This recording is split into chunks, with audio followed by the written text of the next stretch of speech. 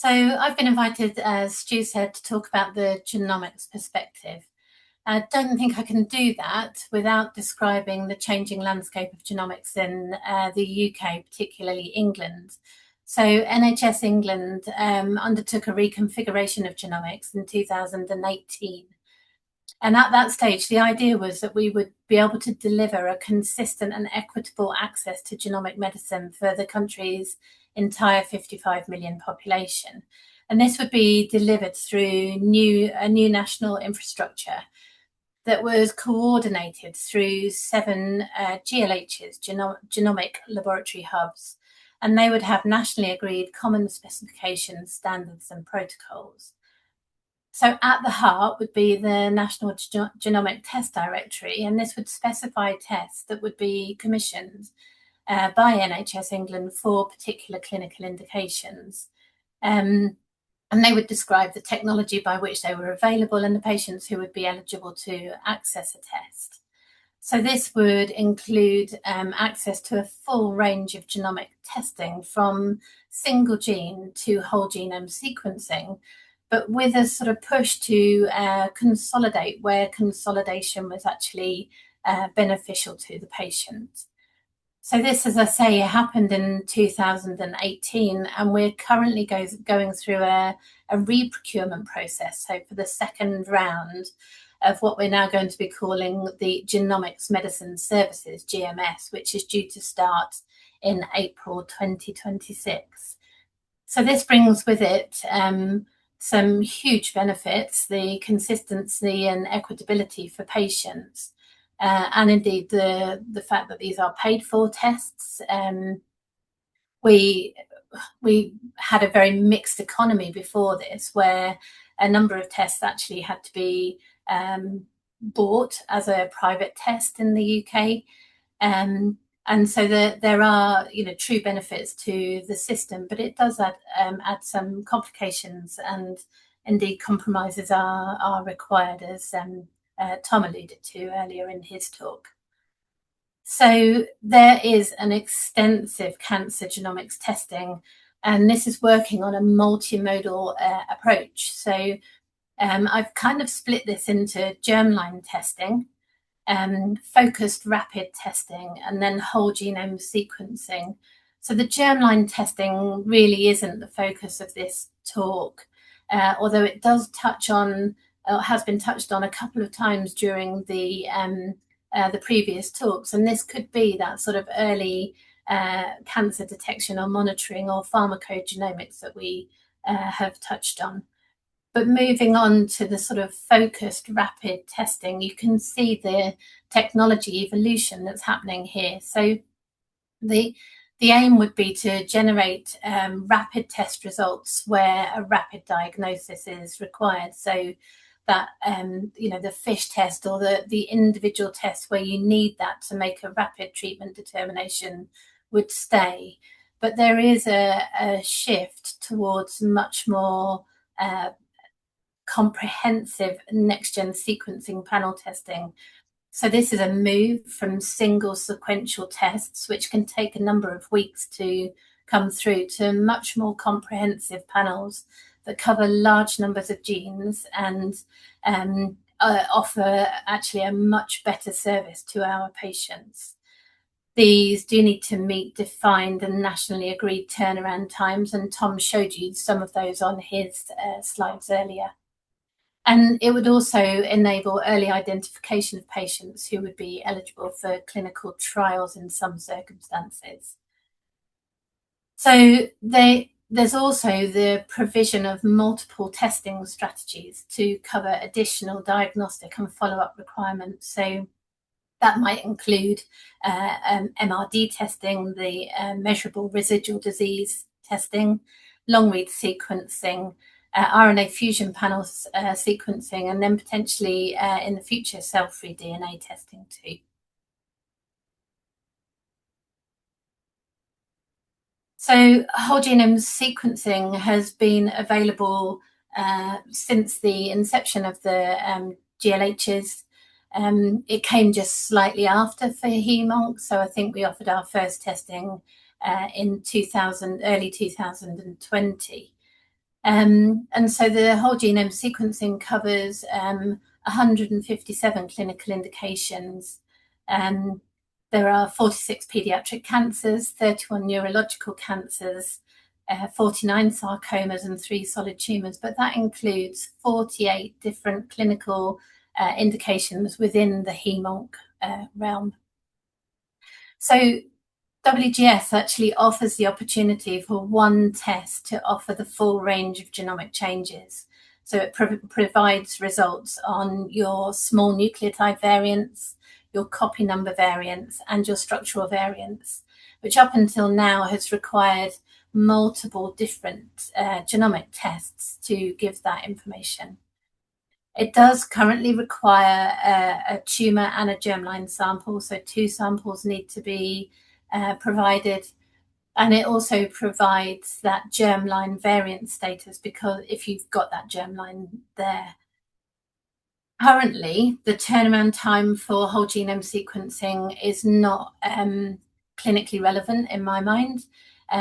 There's a 42-day turnaround time, and so we have been working on a project to make that much more clinically appropriate, with the aim of bringing that down to a 7 to 10-day turnaround time. So that would allow whole genome sequencing to have the potential to become a standard of care diagnostic genomic test, and could replace multiple tests that are performed as part of standard of care currently. The 3-day tests, turnaround time tests, are likely to remain, but the WGS can be delivered centrally, have a single bioinformatic pipeline, and it can include the pharmacogenomic targets that are relevant to hem-onc disorders, and can give you MRD target identification, all as part of a single result. We've also been working towards what we're calling highlighted findings development. So this is a smaller set of changes that would give you anything relevant to that disease group, that would change classification, treatment, or the way that the patient might be managed. So it could include the prognostic changes as well. This, we would hope, would actually increase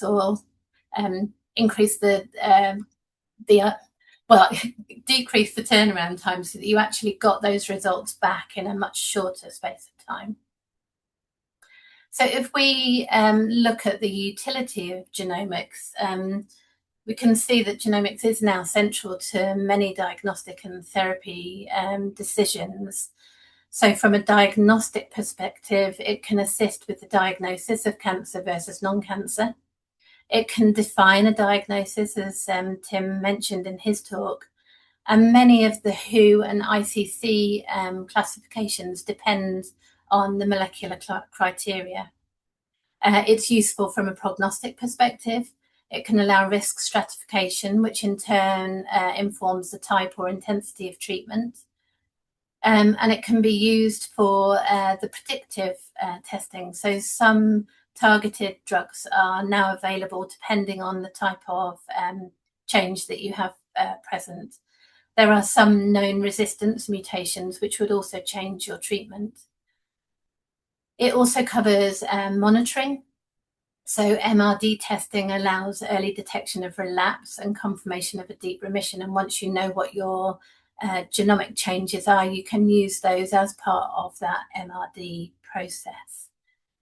And then again, Tom mentioned this, there is an evolving field in the area of predisposition. So we think that 5 to 10% of MDS or AML have a germline predisposition genomic change. And this does have implications for donor choice if you were to have a stem cell transplant, but also brings up that issue of how we manage that within patient families. And then I've left the research at the top because genomics seems to move at an incredibly fast pace, and that we always need to make sure that there is the research to support the changes that we would see coming up next. So there are a number of actionable variants, and this is really a growing list of therapeutically targetable genetic variants. I haven't included the PML-RARA, which is probably one of the first ones, or indeed BCR-ABL, which has a very specific treatment associated with those genomic changes. But FLT3 variants now have the opportunity of using FLT3 inhibitors. Same with IDH1 and IDH2, can use an IDH inhibitor. NPM1 changes are associated with a good prognosis and give an MRD target. And TP53 is becoming more important in managing these patients as high risk. And then the BCR-ABL, like ALL alterations, can mean that a patient is available or able to access kinase inhibitors. There do remain a number of reporting challenges, again, as Tim said, with respect to the flow cytometry. The more we know and the more complex things become, it does allow us to be more accurate, but it does also create more challenges, because the complexity in what we see means that we need to have an understanding of how we report that in a responsible way. So variant interpretation, we assign the variants that we see either a driver or passenger status, so oncogenic or non-oncogenic. And this traditionally has been done against ACMG or AMP frameworks. Now, there's been a production of a set of new somatic variant interpretation guidelines known as SVIG. But we are in a position where the implementation of that is huge, and understanding how we can do that across HemOnc is really quite a challenge. We also still have a huge number of variants that fit into this VUS category, so variant of unknown significance. And that uncertainty is difficult to deal with and difficult for our clinicians and our patients to manage. And really, I guess that highlights the importance of a curated database. And ideally, we would like that to be national, if not international, so that we are all working towards that same level of interpretation of the variants that we see.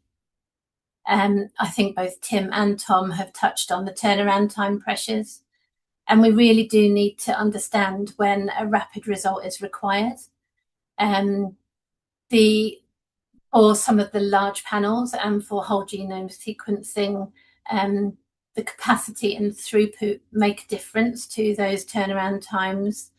And indeed, the comprehensiveness of those panels, if they truly are comprehensive and covering everything that's on the test directory, those needs, they do take time. They need time to go through that process. But we also need them to be need those results to be available in a turnaround time that is clinically relevant to our patients. This obviously has a costing implication and indeed a resource implication for the staff that work within this area.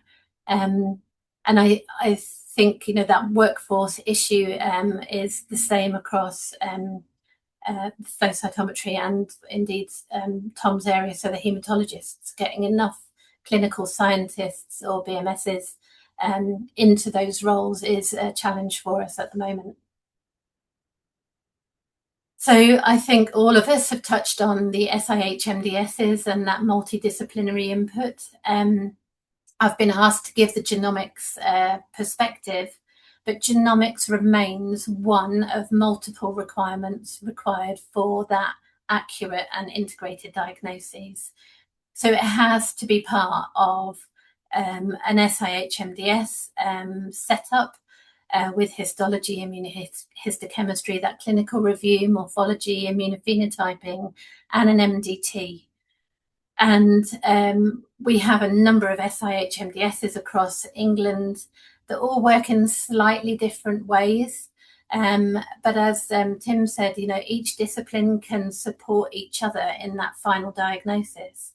And the accuracy of our diagnosis comes from that integration of each discipline.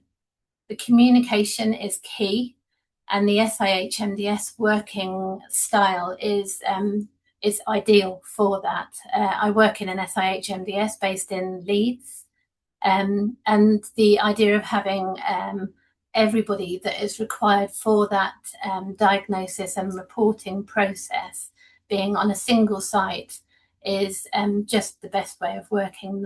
That communication between the different disciplines, what the next step is, what the next piece of the puzzle is, and what the problems are, where the challenges are, what can we do to overcome those challenges. So a single integrated report, again, supports that clinical MDT discussion. So what about the future and the emerging technologies? Now, I feel like I've described the whole genome sequencing a little bit already, but my view is that is likely to become our standard of care test probably for the acute diseases in the not too distant future. Now that is based currently on short read sequencing, and we have done quite a lot of work on long read sequencing, whole genome sequencing as well. And this may offer advantages in certain clinical indications. We need to consider the whole transcriptome sequencing, so looking at RNA sequencing. And I think there will be areas where liquid biopsies, so the cell-free or the circulating tumor DNA, will be of real use. There's optical genome mapping as well, which is a way of modern karyotyping. That can be quite a complex process and quite time consuming per patient. But we have set up a system within the NHSE genomics unit of a series of networks of excellence. And there are a number of work packages within a HEMONC network of excellence. So the idea of these network of excellence is that they would actually generate evidence on these new technologies by testing or looking at best practice in a defined topic area. They would develop models of adoption and can be implemented in the NHS GMSs. So it would bring together academia and the third sector and industry partners that all have an interest in that particular area or expertise, efforts and resources. And this can then be leveraged to deliver and generate evidence to develop those models of adoption. The next slide shows you the network of excellence for HEMONC that ran from April 2024 and is due to finish at the end of this month. I can see we're relatively short on time, so I'm not sure I'm going to spend a huge amount of time on each project, but you can see that one of these is looking at rapid HEMONC whole genome sequencing. And this has allowed us to spend a couple of years with financial support to look at how we bring that whole genome sequencing turnaround time to something that becomes actually clinically relevant.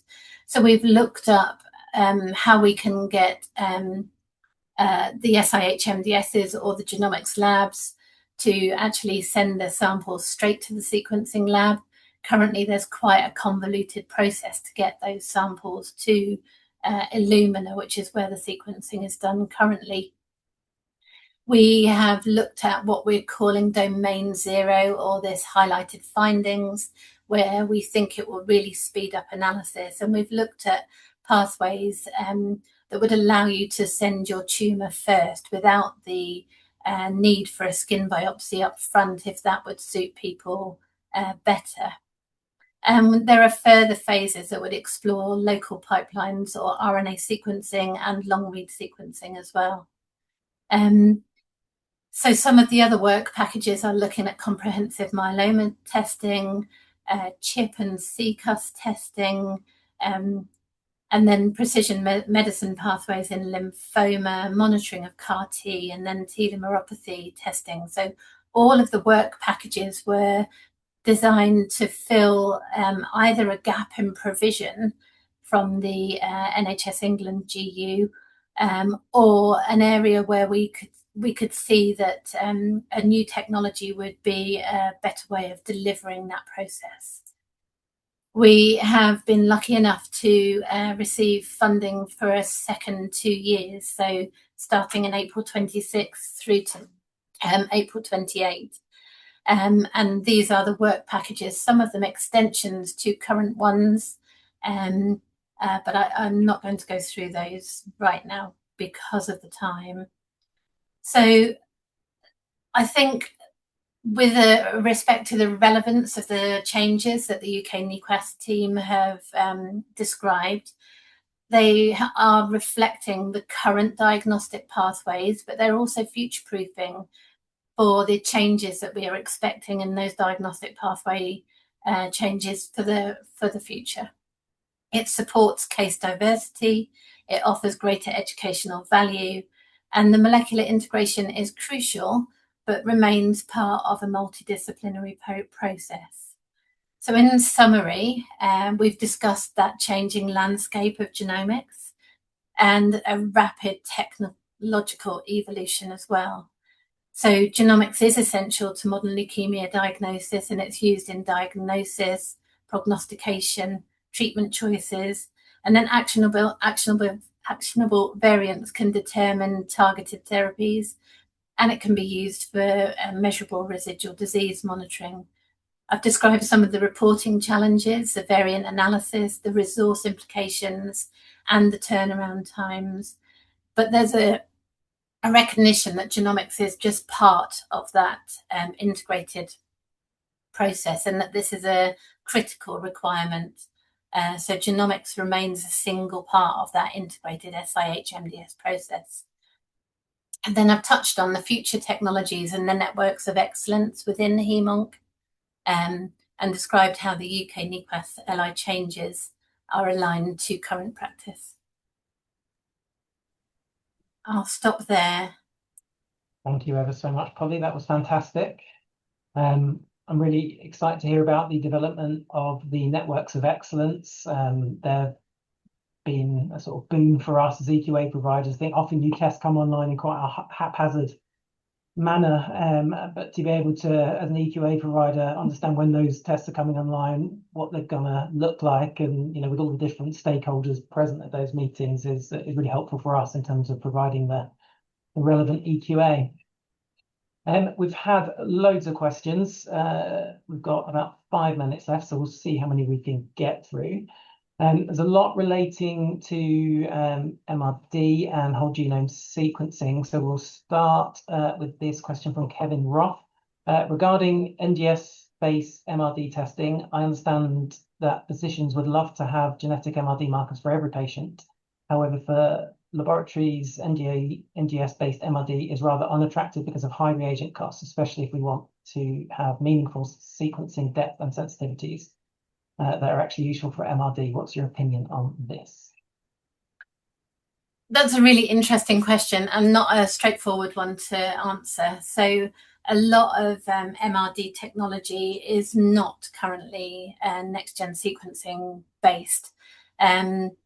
I think if you spoke to Richard Dillon, who currently has a huge amount to do with the AML MRD testing from a genomics perspective, he would say that it is just not there yet for the vast majority of markers. I don't know that that's a no forever. I think it might well be, but there are certainly technological nuances to a lot of the MRD assays that mean the next gen is probably not the way forward right now. That doesn't mean it won't be in the future. I think the new ELN guidance for AML MRD touches on this and provides probably quite a nice snapshot of where the technology is at this moment. And I think from our own personal experiences with next generation sequencing for lymphoid neoplasms using the IgTCR genes, again, there's a huge amount of variation that we're seeing within that data. So it looks extremely sensitive, but there's definitely issues still to be resolved. Okay, as I say, we've got quite a few questions around whole genome sequencing. So are you of the opinion that whole genome sequencing offers sufficient read depth to detect variants at VAFs of 5% or below? And then a couple of other questions. Can whole genome sequencing monitor MRD at 0.01% or lower? So I guess the simple answer to that at the moment is no. Whole genome sequencing probably isn't a tool for MRD. I think whole genome sequencing really will be the way forward for standard of care at diagnosis, particularly for our acute diseases, so acute lymphoblastic leukemia and acute myeloid leukemia. The VAFs don't tend to go very much below 5% at the moment. Now, in general, that is not an issue for the vast majority, certainly of acute diseases. But I recognise that can be more of a challenge, for example, if you're looking for a JAK2 and an MPN. So I think WGS will have its place. What WGS does offer, and there are some really beautiful papers out there, a lovely one from the Gosh team in North Thames GLH, that have shown that the WGS in paediatric leukemias really is transformational.